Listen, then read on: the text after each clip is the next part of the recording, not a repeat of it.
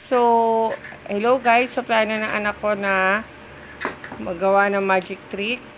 Na kung nakikita niyo po ay gusto niya maipashoot yung 8 ball sa ganyang formation. Tingnan natin kung kaya niyang gawin. Oops, sala. Nice try. Oops, sala pa din. Konti na lang.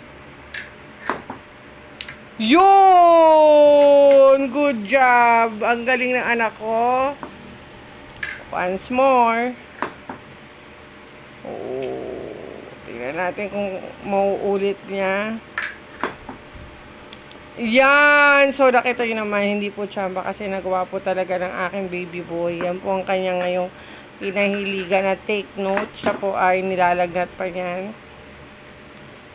At masama ang pakiramdam.